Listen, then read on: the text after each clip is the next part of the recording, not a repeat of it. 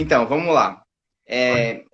A nossa discussão de hoje foi uma sugestão e uma pergunta de um amigo nosso, fisioterapeuta, o Ricardo, que acho que ele estava com um paciente com histórico de luxação, e aí ficou bastante a questão, opera, não opera? A pergunta dele foi lá na primeira semana de Fiz em Debate, né? E aí a gente acabou jogando para frente porque nós somos tendenciosos para ir pro ombro, né? Então a gente quis fugir um pouquinho. Mas chegou o dia, né? Tá aí. Enfim, dentro das lesões, né? Falando de ombro aí, a lesão mais comum e mais corriqueira dentro do esporte é a luxação e subluxação do ombro. Uma coisa que a gente sempre tem que deixar bem claro, né? As pessoas, às vezes, que são mais leigas, né? Elas acham, é só uma luxação. Não, não é só uma luxação. Uma luxação é muito grave e é um problema que tem que ser muito bem abordado, porque vocês vão mostrar aí pra gente o quão é importante e o quão complexo pode ser uma luxação. E aí, Exato. por isso da questão cirúrgica ou não, né? Eu vi Exato. alguns artigos falando de luxação de ombro, né? E no Brasil, nós temos o de esporte de membro superior, o mais conhecido é o vôlei, né?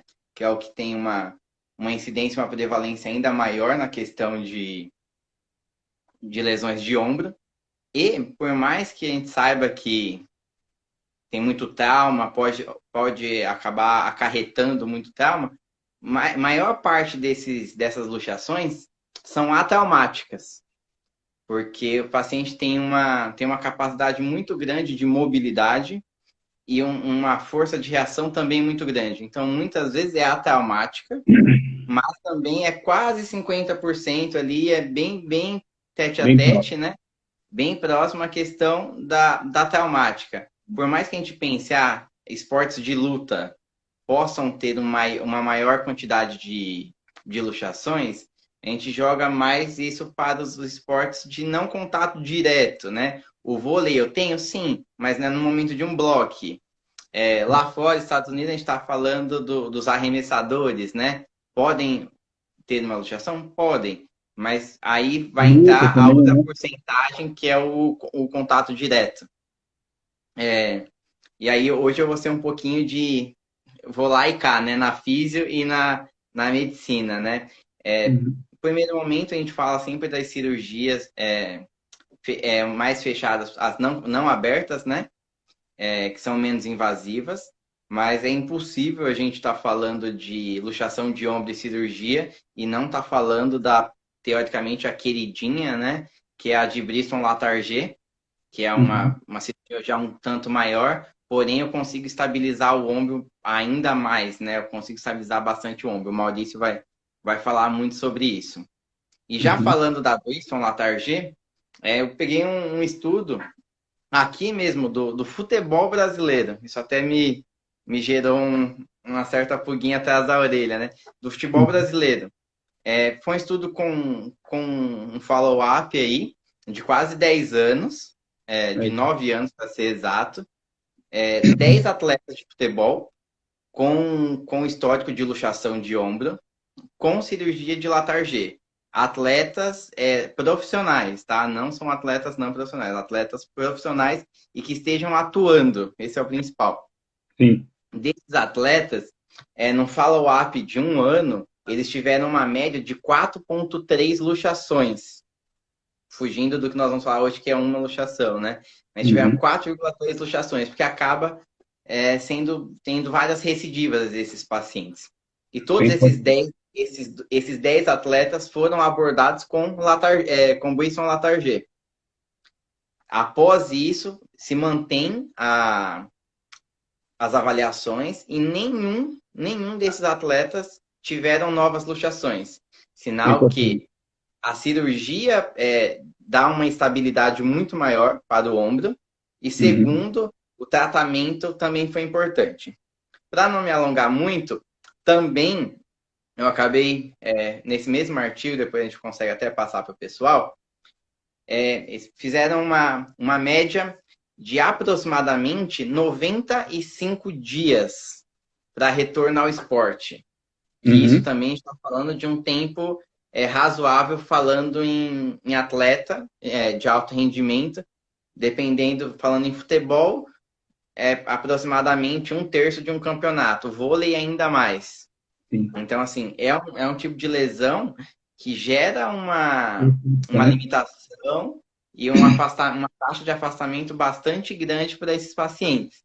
Então, assim, é muito complexo e, assim, além de tudo, falando já na fisioterapia, né, dando uma pinceladinha no que vocês vão falar, né, a gente tem muito da questão de falta de força muscular. Você fala, pô, mas um atleta tem falta de força? Não dá para você falar que um atleta é fraco. Um atleta não é treinado? Não dá para falar que ele não é treinado, ainda mais falando em atletas que utilizam membro superior. Mas o que eu vejo de bastante limitação, e tem vários artigos que estão dizendo isso, é o quê? A questão de falta de propriocepção desses atletas e que gerando uma instabilidade tão grande quanto que as que eles vão ter durante a prática esportiva. Isso que eu acho que é um dos pontos mais importantes da fisioterapia, e a gente tem que trabalhar, óbvio que a força, a mecanoterapia, né? Mas a gente precisa trabalhar muito a questão da propriocepção, que é algo importantíssimo, que muitas vezes esse atleta ou esse paciente, um paciente comum também, vai ter uma limitação no momento que ele voltar a fazer as atividades, né? Eu acho que é o que é mais importante, assim, né? Eu devo voltar nisso que você está falando um pouquinho mais para frente, quando a gente falar de tratamento também. Sim, Que é sim. importante. Eu vou pincelar também nessa questão e nessa mesma linha que você está falando. É verdade. Sim, porque acaba sendo bastante importante. Bom, eu não vou me alongar muito. Eu até tinha separado algumas coisas para falar de anatomia, essas coisas. Acho que eu nem vou entrar muito no mérito, porque o intuito é a gente ser o mais pontual possível, né? E aí, após isso, a gente vai tirando as dúvidas do pessoal.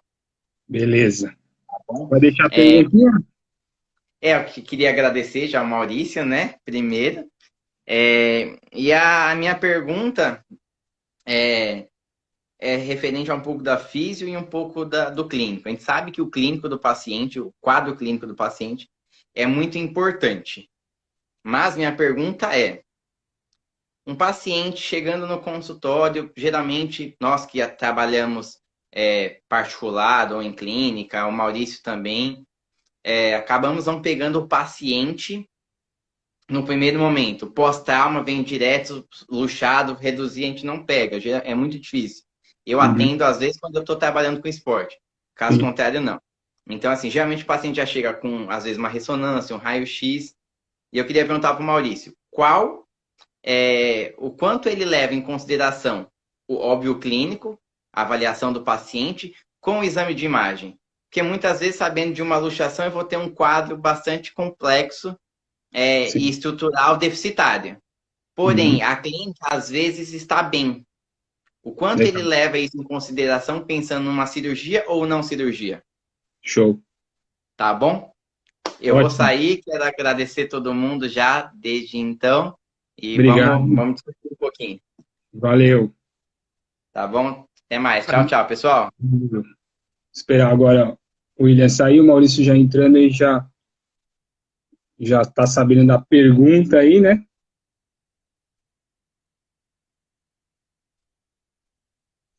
Vamos ver se a gente consegue já a conexão aí com o Maurício. Obrigado a todos aí que estão acompanhando.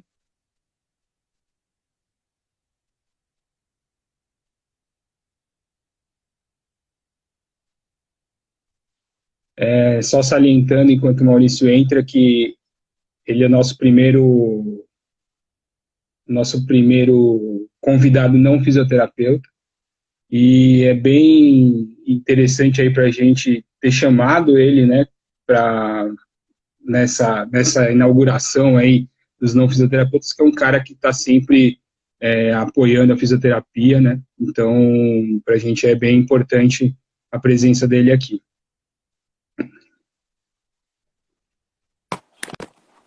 Aí, Consegui. tudo bem? Tudo Boa bom, noite, gente? mano. Boa noite, Lindo. Luiz. Boa noite, William. Boa noite ao Físio em Debate. Cara, que orgulho em estar com vocês aqui, meus amigos. Que orgulho. Você Prazer. sabe disso, Luiz. E eu tenho noção de quanto você e o William se prepararam para tudo isso. Legal. E gostei muito da introdução do William. Eu acho que a gente tem um monte que conversar hoje. E fico Uhum. feliz em ser o primeiro não físio a poder conversar com vocês. Aí sei que vocês têm uma tendência de levar para o ombro, então Emblemático. valeu a pena. Boa noite, William. Boa noite. Para quem não te conhece, muita gente que está aí online já te conhece, faz uma pequena apresentação sua aí pro pessoal. Beleza, eu sou Maurício Rafaeli, eu sou médico ortopedista, sou formado médico pela Faculdade de Medicina do ABC, me formei no ano de 2000, tive a felicidade de entrar na residência da ortopedia da Santa Casa de São Paulo, onde eu fiz minha formação como ortopedista e minha formação como cirurgião de ombro e cotovelo. Atualmente sou membro da Sociedade Brasileira de Ortopedia, sou membro ativo da Sociedade Brasileira de Cirurgia de Ombro e Cotovelo, onde faço parte da diretoria da sociedade no Comitê de Propaganda e Marketing. E sou membro internacional da Sociedade Americana de Ortopedia. E hoje sou um dos diretores e preceptores em cirurgia de ombro e cotovelo no Instituto Nayon, que é um instituto novo em que a gente está buscando uma melhor estrutura para o ensino e uma melhor estrutura para conhecimento nas patologias de ombro e cotovelo. E se tudo correr bem, nós vamos expandir isso para a ortopedia de uma maneira geral. E sou proprietário de uma clínica em São Paulo, na Henrique Schaumann, chamada Corte Clínica. Muito bem, muito bem. Tenho o prazer de acompanhá-los na Nayon por 5 anos e já deixo meu agradecimento a todos os médicos aí que acolheram a mim e o Daniel no grupo e que é uma baita escola para a gente. Muito obrigado já a todos aí. Um abraço. A gente que se orgulha em ter você junto, viu, Luiz? Você e o Daniel fazem parte disso, bem legal mesmo. Obrigado.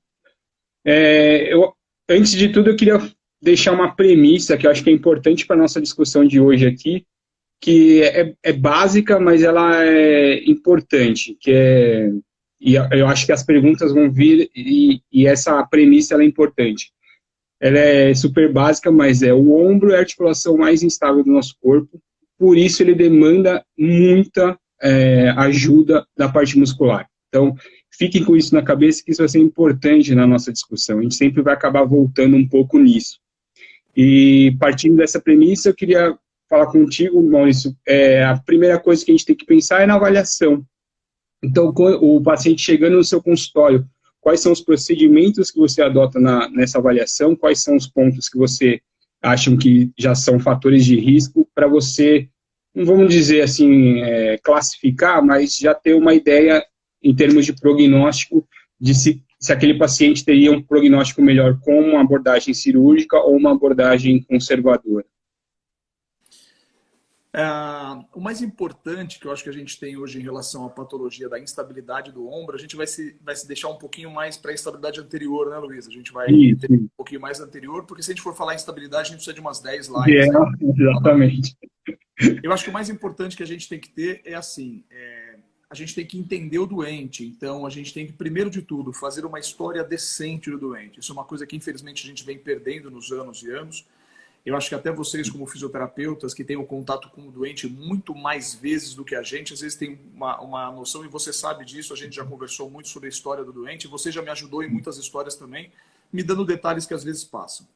Então, eu acho que, primeiro de tudo, a gente tirar uma boa história do doente. Então, aspectos positivos é saber, primeiro, idade do paciente. Então, a gente tem noção que os pacientes mais jovens têm uma possibilidade de recidivar essa luxação de acordo com o tempo. Né? Então, isso na literatura é bem enfático, né? Ele tem até um número de 20 anos, né? Que abaixo de 20 anos tem uma indicação maior de ter nova recidiva de luxação.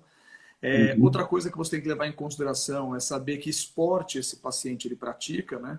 Então, se ele pratica esporte em níveis recreativos ou se ele pratica esportes em níveis profissionais. E que esse esporte que ele pratica, se ele é um esporte que tem contato ou que exige uma estabilização, ele pode talvez não fazer um esporte de contato, mas ele tem que fazer um esporte que ele precisa de muita força do braço, como, por exemplo, o cara monta touro, o cara faz rodeio, entendeu? Então ele não tem esporte de contato, mas ele precisa de um ombro muito estável, né?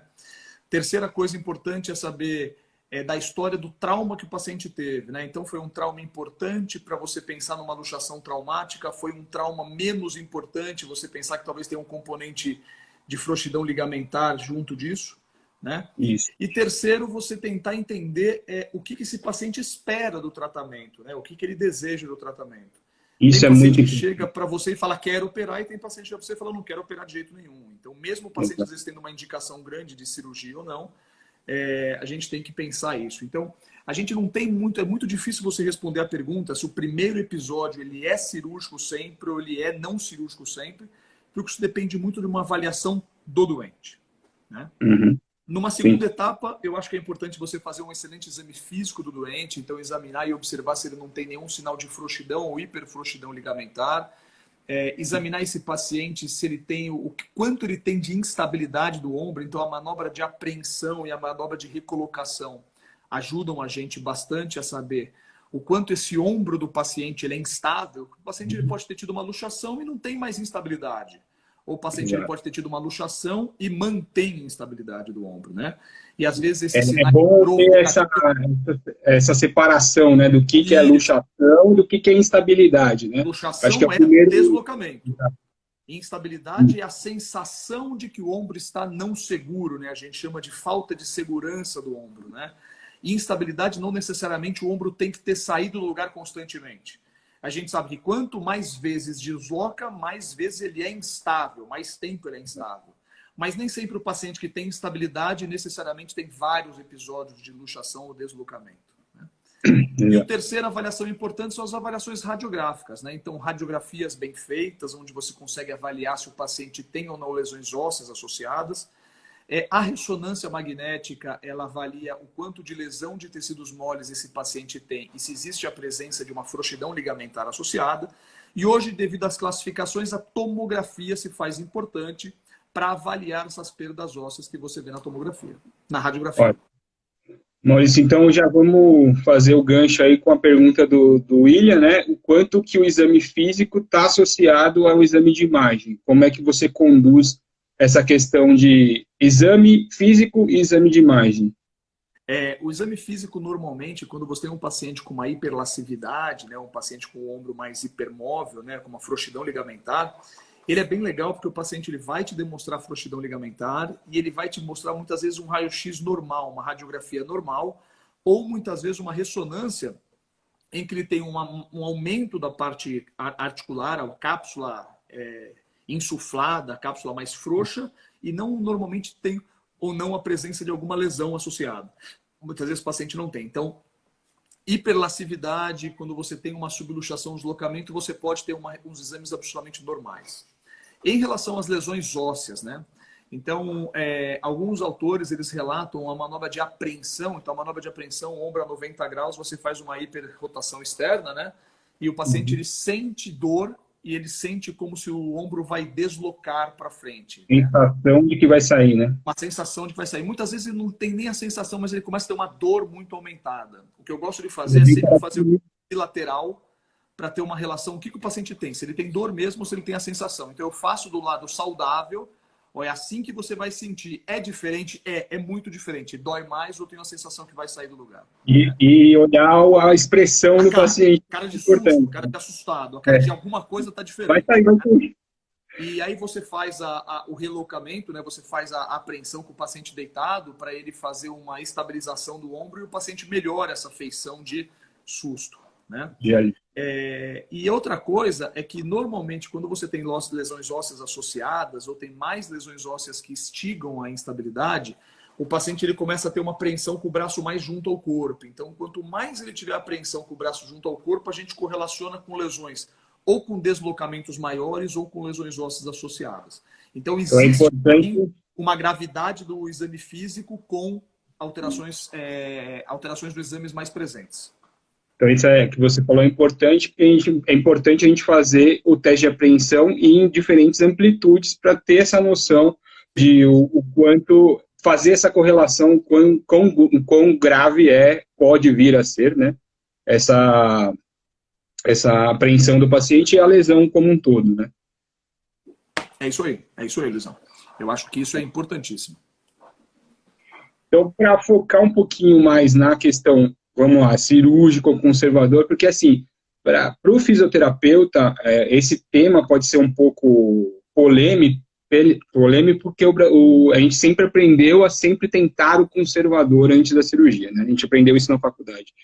Então, é meio polêmico por essa questão. Só que a gente tem que pensar, e para o paciente também é ruim, porque ele vai chegar para a gente e vai falar, fui no médico, o cara já quer me operar, né? E assusta isso. Então, essas características que levam o paciente à primeira luxação ir direto para a cirurgia, então ela é um pouco fugaz, tanto para o paciente quanto para o físio, que não entendem o que levaria exatamente esse paciente a logo de cara ir para uma cirurgia, entendeu? Então, acho que a avaliação um pouco mais detalhada do que seria isso, que você pode falar agora para a gente, com relação a, sim, esse cara tem uma característica de que, tipo, ele vai ter o melhor prognóstico para um tratamento cirúrgico, não tem jeito, né?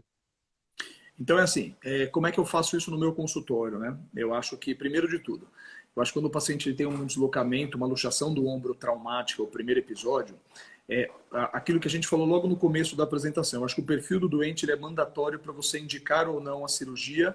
Então, exemplo, você pega um atleta de alto rendimento, por exemplo, você pega um goleiro, né? O goleiro do melhor time do Brasil deslocou o ombro e tem a sensação de apreensão, ele tem uma apreensão importante. É muito difícil você falar para esse goleiro que ele tem uma hiperabdução constante do braço, de que esse ombro não vai mais sair do lugar, né? E você não consegue comparar esse doente, por exemplo, com aquele atleta de final de semana que sem querer escorregou do banheiro e luxou o ombro num trauma, né? Que foi um acaso, né? Nós temos dois mundos completamente diferentes. Então, o que te faz indicar uma cirurgia logo no primeiro episódio? Então, a gente tem alguns parâmetros que a gente pode reconstruir isso. Então, uma das coisas muito legais que a gente tem são scores desenvolvidos pelo Dr. Pascal Bolot. Acho que todo mundo já deve ter ouvido falar de uma coisa chamada Easy Score. O Easy Score ele é um score que ele leva em consideração idade, lascividade, presença de alterações radiográficas, o tipo de atividade que esse paciente faz, a apreensão, lesões presentes com isso. E aí você consegue graduar. A última revisão que foi feita, já se sabe que os pacientes com indicação de cirurgia, quanto maior a quantidade de pontos desse score, você tem maior indicação de operar, né? Qual tipo de cirurgia vai fazer? Esse score também dá uma ideia, mas acho que a gente vai falar isso um pouquinho mais para frente. Outra coisa que leva muito em consideração é essa apreensão. Então, um paciente que mantém um quadro de apreensão importante durante muito tempo, ele se torna um ombro instável. Então, mesmo às vezes o paciente do dia a dia com uma apreensão recorrente, você indica já uma cirurgia após o primeiro episódio do deslocamento, mesmo tendo feito uma perfeita reabilitação, só que o paciente ele tem queixo, ele mantém o ombro estável. Então, você já indica uma cirurgia após o primeiro episódio só. E eu acho que o grupo que a gente tem é o esportista, né? É o esportista de alto rendimento. Então, um jogador de rugby, por exemplo, você não opera esse paciente no primeiro deslocamento, quantas vezes ele vai bater o braço e vai cair, né? A gente fez a brincadeira do rodeio, né? O cara que monta touro, poxa, será que ele consegue treinar montando touro se o braço dominante dele, que é o que desloca, é preso no touro? Quantas vezes eles são rodados, é que ele vai sair? Então você já indica mais cirurgias. E quando você tem lesões ósseas associadas que tornam esse ombro estável. Então você tem uma fratura do boro anterior da glenoide, consequentemente você tem uma tendência a levar esse paciente mais ao centro cirúrgico. Uma coisa interessante, um trabalho que eu li recentemente, que fala muito dessa questão do teste de apreensão, eles fizeram um tratamento de fisioterapia normal no conservador, fisioterapia, tudo certinho, e eles resolveram fazer o teste de apreensão pós-tratamento de físio. E aí, muitos pacientes tinham o teste positivo, e esse teste positivo, depois eles viram na retrospectiva, que esses pacientes luxavam. Acho que 80% dos pacientes que tinham, após o tratamento conservador, mantinham o teste positivo, eles tinham um segundo episódio. Então, é um dado interessantíssimo para quem trabalha com conservador, fala, pô, será que eu reabilitei? Porque a gente fica com aquela sensação, a gente fez tudo possível, a gente reorganizou tudo direitinho, mas você vai fazer o teste está positivo. Então, isso é uma predisposição que ele pode vir a ter. Então, 80% tiveram uma luxação, que eu achei super interessante, né? Uhum. Eu levo em consideração muito isso, a gente já conversou bastante sobre isso. Eu acho que o exame clínico ele tem que ser sempre muito bem feito, né? A gente tem que perder, entre aspas, tempo no consultório para ouvir a história e fazer um exame físico decente. A gente sempre bate isso muito, então quando a gente trabalhou junto lá no Instituto, a gente sempre conversou demais sobre isso, de quanto é importante a gente pôr a mão no doente. E sim, eu acho que a apreensão, na verdade, ela te demonstra que alguns estabilizadores anteriores do ombro estão de uma maneira incorreta. Isso pode levar a uma lesão de bancar, né? Então o paciente ter uma lesão de bancar ou uma lesão de Hill-Sachs associado, ou mesmo ter uma cicatrização da lesão de bancar de uma maneira errônea, de uma maneira incorreta, fazendo com que a sua banda anterior do glenomeral inferior tenha uma frouxidão, e isso leva o paciente a ter uma apreensão. Eu levo em consideração, sim, tanto que eu explico para o meu doente, eu falo, olha, você não quer operar? Ok, vamos reabilitar, vamos lhe fazer físio, você vai lá no Luiz e a gente vai sempre trocando figurinha e você mesmo me fala, Maurício, esse paciente, ele melhorou a força, ele está mais confiante, mas quando eu ponho a abdução em 90 graus e começo a rodar externo, o paciente não está bem e isso é um indicativo para mim de que indica uma cirurgia. Que é a questão que a gente leva em consideração aí, que é a questão da expectativa do paciente quanto ao tratamento, né? Por isso que é tão importante a gente chegar, ó, a gente vai tentar o conservador e a gente está sabendo na avaliação que aquele paciente pode ter um resultado ruim, já ir preparando esse terreno, aí, vamos dizer assim, né? É isso aí, é isso aí. Eu acho que essa primeira parte é uma parte que acho que a gente tem que discutir muito e conversar muito, porque se tem a impressão de que, assim, o cara luxou, ele faz exame, a gente diagnostica uma lesão e indica uma cirurgia. Não, não é isso. Muitas vezes a indicação da cirurgia ela é clínica.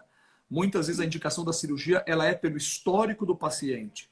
Então, às vezes o exame ele não tem uma alteração tão grande, mas aquele paciente necessita de uma indicação cirúrgica, ou às vezes o paciente tem uma lesão maior e aquele paciente não se indica cirurgia logo depois do primeiro deslocamento, porque ele é um cara que solicita muito pouco o seu ombro no seu dia a dia. Então você pode esperar um pouquinho para saber se esse paciente vai ser operado ou não.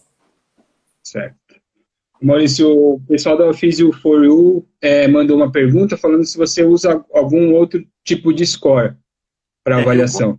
Eu gosto muito do Easy Score, eu acho que o Easy Score é um score que me ajuda muito, né? Ele é muito completo, né? Ele é completo, agora chegou um score mais completo ainda, né? Que é o GTINS. O GTINS, ele é um score que ele associa o Easy Score mais o Glenoid Track, né? Então, eu acho que o conceito do Glenoid Track acho que é uma coisa que vale a pena a gente conversar um pouquinho também. Eu acho importante porque eu acho que a maioria dos físios nem sabe do que se trata.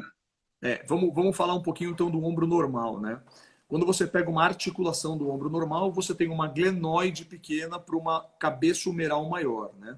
E toda vez que você faz um movimento e a abdução e você faz a rotação interna e externa, que são os pontos onde pode sofrer uma certa sobrecarga, essa glenoide ela faz um trilho, ela faz uma marca na cabeça humeral que a gente chama isso de track, ou trilho em português, né?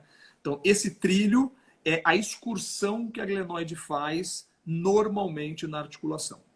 Então, foi feito um conceito, né, do Glenoid Track, que seria o quê? Quando o paciente tem uma lesão de Hill-Sachs, então, se essa lesão estiver dentro desse trilho, ela não provoca uma instabilidade, é uma lesão on-track. Então, ela não desmonta o trilho que a glenoide faz normalmente. E quando essa lesão está off-track, ela tem a possibilidade de desmontar. E o que a gente chama de desmontar no ombro? A gente engata. A lesão de Hill-Sachs engata no bordo anterior-inferior da glenoide, que a gente chama do engage, e isso é uma predisposição maior a que o ombro desloque. Né? Que é difícil tradução do engagement, né? Nossa, engate. Eu faço muito uma comparação para as pessoas entenderem a importância do Glenoid Track. Imagina que você está num trem e você tem os dois trilhos do trem. Todo buraco que tiver no meio dos trilhos, ele não atrapalha o trem. Mas todo buraco que estiver acometendo um trilho, ele pode ser um falseio e o trem tem um deslocamento. Então esse é o conceito mais simples. Você está num carro, se o buraco passa entre as rodas do carro, você não sente o buraco. Mas se o buraco passa nos pneus, você instabiliza o carro e você sente que esse carro ele sai do trilho. Lembrando que esse conceito de glenoid tract leva em consideração outro conceito importante, que é o conceito do que a gente chama lesões bipolares, né? Então a gente tem duas lesões, a lesão de Bankar, que é o acometimento do lábio anterior-inferior, e a lesão de Hill-Sachs, que é a fratura e impacção da parte superolateral do húmero. Muitas vezes, ou num deslocamento muito forte, ou em múltiplos deslocamentos, você tem uma falha da glenoide anterior chamando de Bankar ósseo. Então, quanto maior o Bankar ósseo, menor vai ser o trilho e, consequentemente, mais fácil uma lesão de Hill-Sachs vai ser fora.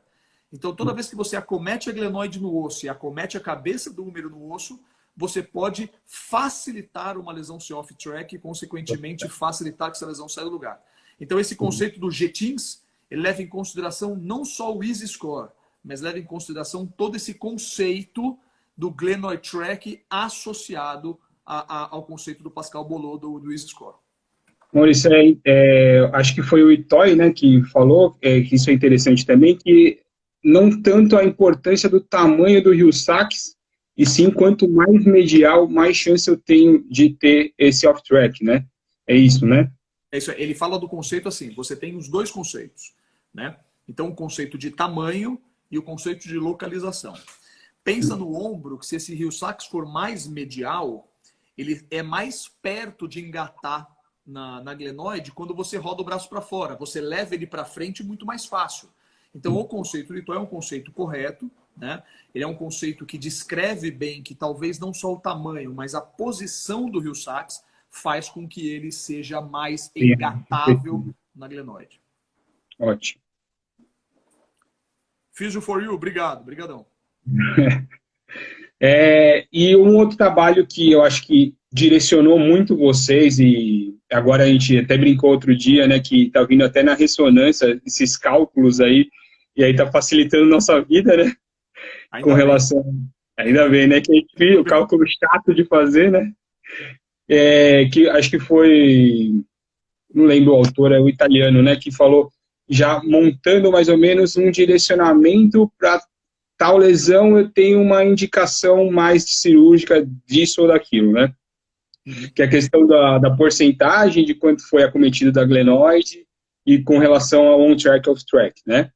Então, em cirurgias que você tem um acometimento baixo da parte da glenoide e que você não tem o engagement, aí acho que entra a cirurgia de Bankar, né? E explica um pouquinho pra gente. E antes, eu queria... Deixa eu só fazer já uma pergunta, que já está direcionada a isso. Você acha que nas lesões bipolares, o Latarjet é suficiente? Eu sei que vai depender de paciente para paciente, mas na maioria das vezes o Latarjet é suficiente ou você tem que se usar de um reprensagem ou de uma outra técnica associada? O conceito é assim, quando a gente fala do tratamento, talvez essa hoje seja a grande dúvida, a grande briga da cirurgia do ombro, é exatamente a melhor indicação do paciente com instabilidade anterior, né? As lesões do manguito são muito bem estabelecidas, mas a instabilidade ainda acontece o quê?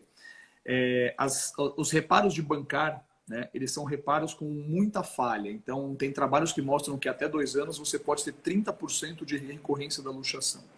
E quando você fala da cirurgia de Latarjet, trabalhos falam em 4 a 5% de recorrência da luxação. Mas quando você fala em complicações cirúrgicas, o Bankar tem praticamente nenhuma complicação cirúrgica, enquanto a cirurgia de Latarjet tem complicações cirúrgicas como quebra do enxerto, lesão neurológica, artrose e afins.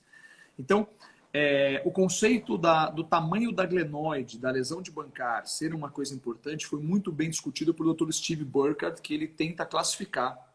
Se falava inicialmente em 20%, 25% de falha da glenoide, hoje tem trabalhos que falam já em 13%, 13,5% de falha da glenoide, já estimula muito o ombro sair para frente.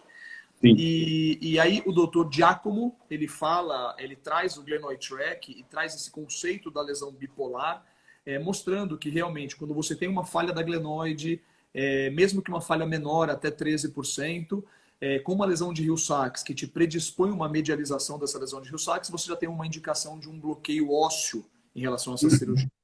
E aí você vem em relação ao tratamento, né? Se você for falar numa escola francesa, 100% dos franceses vão fazer Latarjet, porque eles acreditam que o Latarjet seja a melhor cirurgia para qualquer luxação anterior do ombro. Quando você já vai para os Estados Unidos, o americano ele defende muito mais a cirurgia de bancar e deixa a cirurgia de Latarjet por um segundo tempo. Então, o que eu acho é assim, eu acho que é todo o perfil do doente. Então, mesmo alguns pacientes com poucas falhas ósseas da glenoide ou com Hill-Sachs não grandes, e ele exige um esporte de contato, tudo, você tem que fazer a cirurgia de Latarjet porque ela agrega estabilidade. Mas você não pode fazer uma cirurgia de Latarjet, por exemplo, se você tem um paciente que é um overhand, você tem um paciente que ele faz esporte acima da altura do ombro, porque você pode levar uma pequena limitação da rotação externa desse paciente e você simplesmente tira o paciente de praticar um esporte. Então é mais ou menos assim que você regula hoje em relação aos tratamentos cirúrgicos. Do paciente comum do dia a dia, daquele paciente que é o esportista do dia a dia, que é o paciente que brinca de fazer exercício e que faz mais halterocopismo e halterogarfismo, mas que mantém uma apreensão importante, o que eu tento fazer é o seguinte, eu tento ser o mais conservador possível. Então eu levo os conceitos de bipolaridade e levo os conceitos de falha da glenoide. Se esse paciente tiver uma falha da glenoide acima de 20% ou até 20%, com apreensão cada vez mais baixo, não em abdução, eu tenho uma tendência a fazer uma cirurgia de Latarjet nesse paciente. Quando o paciente tem somente uma lesão de bancar, eu costumo fazer a cirurgia de bancar, o reparo de bancar artroscópico, mas aviso para ele que tem uma chance desse ombro luxar. E eu deixo a cirurgia de Latarjet mais por uma reluxação. A gente já viu alguns casos, né? A gente já passou por aí. Né? A gente já passou e assim, e você sabe que o paciente ele sabe que podia acontecer isso e ele me procura de novo. Quer dizer, ele não acha que a cirurgia foi mal feita. Ele acha que a cirurgia realmente, aquela cirurgia não deu certo e ele se propõe a fazer uma segunda cirurgia. Então, o conceito que a gente tem do Latarjet hoje, talvez ele mudou um pouco, né? A gente usa muito o Latarjet como um nome de bloqueio ósseo.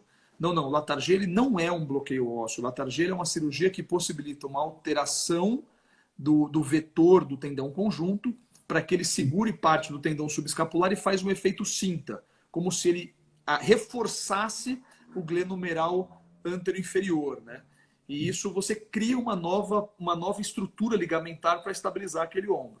Se você precisar de bloqueio ósseo, quando as lesões da glenoide são muito grandes, você tem que fazer uma cirurgia de enxerto livre, ou um Eden-Binet, ou transferência da tíbia distal, ou uma cirurgia que os alemães fazem muito chamado J-bone, que você aumenta a área da glenoide. Então são cirurgias de conceitos diferentes. Legal. Eu ia resumir, na verdade, não sei se era agora ou não para resumir, mas eu acho bem importante, é um conceito meu, tá? Que a questão da cirurgia e da questão da alteração anatômica, ela é muito importante para a gente. Porque eu pensando como fisioterapeuta, se eu pego e faço o exame físico do meu paciente, e pego o exame de imagem dele e vejo que tem uma alteração importante na anatomia, eu, como fisioterapeuta, tenho que saber o meu limite e saber que eu não vou melhorar aquela parte anatômica, né? Então, eu não vou melhorar um osteófito ou tirar um osteófito com reiki, entendeu? Então, isso é importante a gente ter em mente, até onde o físio pode ir. Da mesma forma, o médico, ele vai fazer besteira se ele começar a fazer uma cirurgia em pacientes que ele vê que tem alteração, que são alterações cinesiológicas, e que você vai ter uma melhora com um reequilíbrio muscular, né? Falando reequilíbrio muscular no geral. Então, eu acho que essa linha tênue, então eu acredito muito nessa questão. Você tem uma alteração de estabilização anatômica primária, eu acho que o médico vai intervir melhor, e se eu tenho uma alteração de estabilidade secundária, aí é papel do físico, né? Dessa mágica aí de traçar vetores e combinar uma estabilização dinâmica para a gente, que isso é importante demais, né? Eu inclusive vou mais além um pouquinho do que você falou, Luiz. Você sabe o meu pensamento em relação à correlação médico-fisioterapia, né?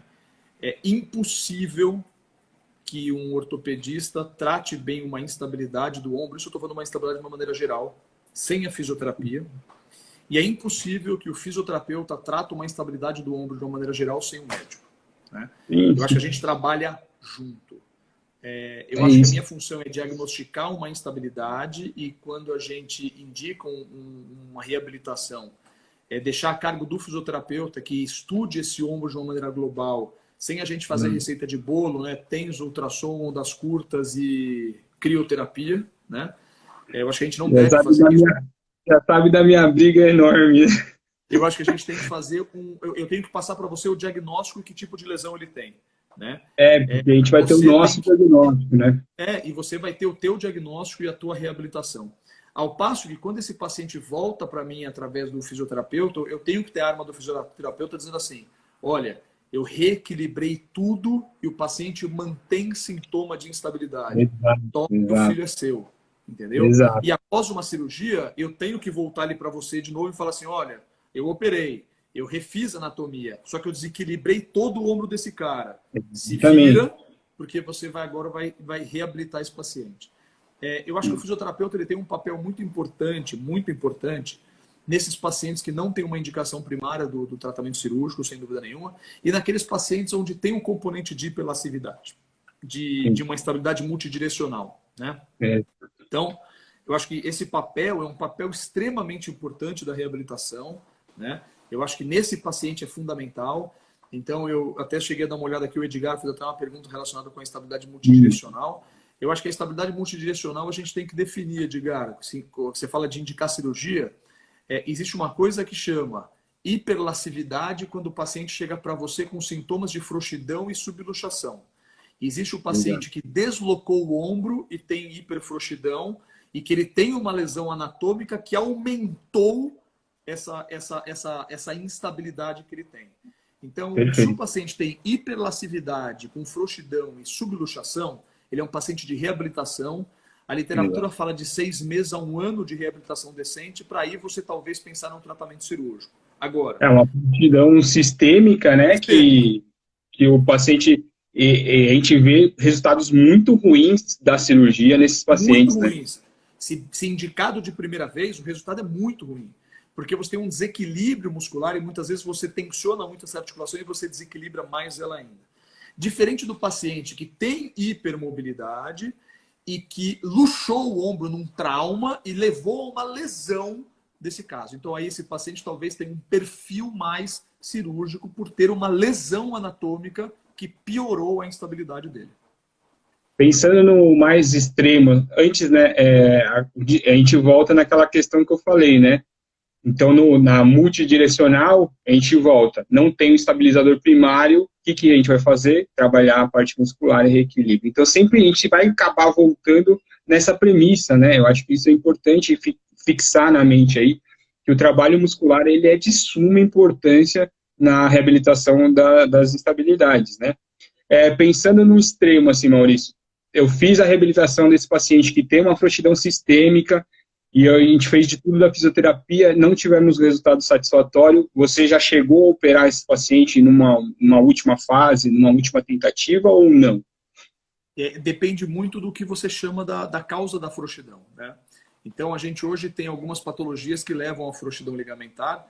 Somente em torno de 13% dos pacientes que têm frouxidão ligamentar global não tem uma doença sistêmica já considerada que leva a alterações do colágeno desse doente. Então, por exemplo, o Ehlers-Danlos, a síndrome de Marfan, a própria osteogênese imperfecta em graus leves, e hoje tem uma patologia benigna, que é um transtorno benigno da instabilidade, da instabilidade generalizada, que são alterações do colágeno. E aí varia colágeno tipo 1, colágeno tipo 3, colágeno tipo 2, tem várias alterações. Então, quando você pega um paciente, por exemplo, com Ehlers-Danlos, que tem uma instabilidade global, ele tem um déficit de colágeno tão grande que nem o tendão dele, a musculatura dele funciona, a pele dele é frouxa, ele desloca a pele, quer dizer, é um paciente muito ruim para operar, porque esse paciente vai ficar ruim. Mas quando você tem aquele paciente em que você tem uma tendência a ter uma frouxidão ligamentar global, mas ele não tem uma doença genética diagnosticada disso, eu já operei, eu tenho um caso agora, tem 2 semanas que eu operei, uma veterinária de 33 anos de idade, que ela tinha uma instabilidade anterior do ombro, teoricamente por um mecanismo de trauma um pouco comum, um movimento bobo, que foi operado uma vez de uma instabilidade anterior, mas ela mantinha a instabilidade multidirecional, fez uma reabilitação durante 1 ano, e ela chegou para mim e falou, cara, eu não aguento mais, né? Então eu preciso resolver. Então, é uma cirurgia que você entra, você tem uma cápsula translúcida, a cápsula até fininha, né? onde você faz o quê? Você faz o pregueamento dos ligamentos glenumerais, a banda anterior do inferior e a banda posterior do inferior, e normalmente tensiona o ligamento glenumeral médio e fecha o intervalo dos rotadores. Então você estabiliza essa articulação. O único cuidado é que você não pode estabilizar muito. Se você estabilizar muito, você leva um overstuff e aí você leva uma artrose dessa paciente. Tem a pergunta do Physio4U, se tem a diferença do tempo de reabilitação da lesão on-track, off-track. Na verdade, quando a gente pensa em cirurgia, né, a gente vai pensar em qual cirurgia foi realizada. Então, por isso que é importante a gente ter esse contato físio-médico, porque pode chegar para a gente simplesmente cirurgia PO de instabilidade. Tá, mas o que foi feito nessa cirurgia? E aí um pessoal até brinca comigo e fala, pô, Luiz, você fica só com os médicos e tudo. Eu falei, não, mas é para entender justamente isso. E tem pontos importantes para a gente no pós-operatório de instabilidade que tem que ser levado em consideração que cirurgia foi feita. Então, eu vou ter a diferenciação na reabilitação justamente pelo tipo de cirurgia. Então, se a gente pensar num Latarjet, se a gente pensar num trilar, a gente vai pensar numa osteotomia de coracoide. Então, isso já acende minha luz para ver que na parte inicial do tratamento eu vou ter que ter cuidado com bíceps, né? Então, a gente sabe que alguns físios, logo no início do pós-operatório de instabilidade, começam a trabalhar bíceps, trabalhar supinação. Então, a gente tem que tomar cuidado com esses pacientes. Então, a diferenciação, então, na pergunta aí do Physio4U, vai ser qual cirurgia foi realizada. Então, foi a cirurgia de Bancaro, tem que tomar cuidado com a movimentação, com a amplitude de movimento por causa do labro. Se foi uma cirurgia onde a gente teve a osteotomia de coracoide, tomar cuidado com o bíceps, né, porque ele foi reposicionado, então qualquer movimento mais brusco ou trabalho de força desse bíceps vai prejudicar a cirurgia. Eu acho que é mais isso, né? Não, a pergunta dele é muito legal, é que assim, o mais importante é entender, viu, Physio4U, é entender o conceito on-track, off-track, né? Então, normalmente o paciente on-track é um paciente de reabilitação, né? Porque ele é um paciente que não tem uma tendência a engate. O paciente off-track, normalmente é um paciente de conceito cirúrgico, né? Então, é essa a primeira coisa que tem que entender. E segundo, com certeza tem uma diferenciação, por quê? Se você opera um on-track, ele é um paciente que tem menos tendência a luxar. Então, você pode ser, talvez, na reabilitação, um pouquinho mais agressivo. E se você opera um off-track, você tem uma tendência mais a recidivar essa luxação, então você tem uma tendência a ser mais conservador. E, normalmente, no off-track, você faz mais coisa, né? Você não faz só um bancar, você faz um bancar, faz um remplissage, faz um Latarjet. O William, ele falou no começo um dado muito importante num trabalho relacionado com jogadores de futebol, que eles retornaram à atividade em torno de 97 dias, né? Claro que eles retornaram 97 dias e isso você nunca vai achar numa lesão de bancar, porque a cicatrização bone to bone, a cicatrização óssea, ela é uma cicatrização mais rápida do que o healing numa cicatrização tem ligamento osso, né? Então você pode fazer uma reabilitação normalmente e liberar esse paciente para a prática esportiva normalmente mais precoce quando você vem na instabilidade feita o tratamento pela lesão de bancar. O Felipe mandou aqui a pergunta no PO de instabilidade anterior, qual a cápsula que vai ter maior restrição no ganho de ADM, se é a cápsula anterior ou posterior. Também é mais um dado importante a gente ter do cirurgião, né? Como é que foi essa restrição capsular, né? Quem fez a pergunta? Desculpa, Luiz. O Felipe. Felipe, é o seguinte, ó. O que é a coisa mais importante saber? Eu acho que aquilo que eu vou ressaltar essa coisa, porque existe uma tendência hoje de as especialidades da saúde competirem. A gente não pode fazer isso na nossa especialização, nem no cirurgião de ombro, ortopedista, nem no fisioterapeuta. A gente tem que trabalhar junto. Então, não adianta você receber um papel do médico, tratamento cirúrgico de instabilidade, ponto. E não adianta você mandar para o paciente, para o médico, dizer assim, reabilitei, ponto. Pronto. Tem que jogar junto. A gente tem que andar junto. Então, quanto mais arma eu der para vocês em relação ao que eu fiz, melhor é isso que você vai tratar o doente. Então, normalmente é o seguinte, quando você faz... Eu vou me limitar um pouquinho, porque essa tua pergunta é uma pergunta legal para quem faz instabilidade, a reparação de tecido mole, a lesão de bancar. Então, se eu tenho um paciente que tem uma frouxidão associada com uma frouxidão do glenomeral inferior, e eu dar um ponto um pouco mais tensionado do glenomeral inferior, você tem uma modificação da reabilitação. Você tem mudança da cápsula. Normalmente, esses pacientes têm uma restrição muito da rotação externa, porque você visa o tensionamento da cápsula anterior. Anterior, né? E aí você vê na reabilitação e geralmente é o último movimento que a gente vai intervir, né? Tanto na ADM passiva quanto num fortalecimento, pensando nessa situação da cápsula tem que esperar cicatrizar, né? Foi estruturada, então tem que esperar o corpo, né? A gente já está conduzindo para o final, hein? Passou rápido aí, não? Puta, cara, espetacular. Eu ficava mais 2 horas falando só disso aqui. Pois é. Eu gosto pra caramba. Colocou uns 2 para falar de ombro, vixe, vai demorar pra caramba. Tem uma pergunta do Chile, o Marcos Barros. Marcos Knoll Barros. Qual a indicação do Dr. Maurício para primoluxação? Marcos, a gente conversou isso no começo. Eu acho que a indicação ela é sempre individualizada, tá, Marcão? Prazer de novo em revê-lo. Muito bom aquela viagem para o Chile.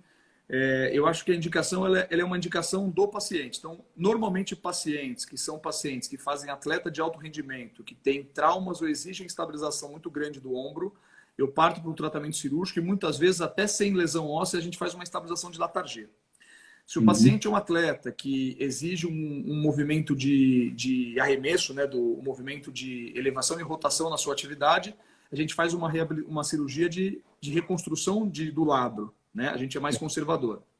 Mas, se o paciente tem o dia a dia, que ele não é um atleta e que ele pode entender melhor o ombro dele, eu tenho uma tendência a encaminhar para a reabilitação e a gente usa a manobra de apreensão como um dado fidedigno para saber se esse paciente mantém estabilidade ou não para indicar um procedimento cirúrgico. Fala um pouquinho do tratamento conservador, né, que a gente falou quase nada, mas é só 2 pontos importantes aí para a gente ter em mente, aí o fisioterapeuta. Uma é a questão que o William falou sobre o treino sensório-motor, então a gente pensar que esses pacientes que foram submetidos à cirurgia ou não, eles vão ter uma alteração da cápsula, labrum-cápsula. Essa junção cápsulo-labral é onde a gente tem maior número de mecanorreceptores, isso é importantíssimo, tá? Então, mesmo que o médico não intervenha na cirurgia, suturando essa região, você tem uma frouxidão daquela região e que vai te trazer problemas com relação à noção de propriocepção. Então, o trabalho que muitos fisioterapeutas esquecem de fazer, porque acreditam que o treino proprioceptivo, o treino sensório-motor, ele só é realizado no fim do tratamento, você tem que trazer isso desde o início da reabilitação. Isso é muito importante, você dar informação a esses mecanorreceptores para você ter essa oportunidade de ir recuperando, né? Então, isso é um ponto super importante. Né? Procura um trabalho do Dr. Paulo Belangero. A sua tese de doutorado é justamente a avaliação dos mecanorreceptores e sensitivos dos ligamentos glenomerais. Você vai entender tudo sobre isso. Exato. E é justamente a lesão do ombro que mais afeta essa questão do sensório motor, né? Então, atuar já logo de cara também no treino de sensório motor sem carga, isso é importante, tá? Então, e óbvio que com o decorrer do tratamento, a grande questão é a questão da harmonização de forças musculares. Então, esses treinos, principalmente os estabilizadores, então a gente tem que conhecer bem os estabilizadores e focar o tratamento em cima dele, nesses equilíbrios musculares, que aí o resultado vai acabar aparecendo. Então, parece ser simples, mas você avaliar muito bem e ter esse contato físico médico é que vai te dar um norte melhor, né? Vai te nortear no tratamento. Né? E se você é médico cirurgião de ombro e cotovelo, converse muito com o seu fisioterapeuta, pois em relação à biomecânica do ombro, muitas vezes ele sabe muito mais do que a gente. Então, por isso que eu enfatizo. A gente não vive, a gente não consegue realizar um bom tratamento sem a equipe de reabilitação, né? E aí eu uso a equipe de reabilitação de uma maneira geral, a reabilitação, com a equipe ortopédica. Nós temos que andar sempre juntos. Ótimo. Então é isso. Estamos já acabando, que senão o Instagram vai cortar nós.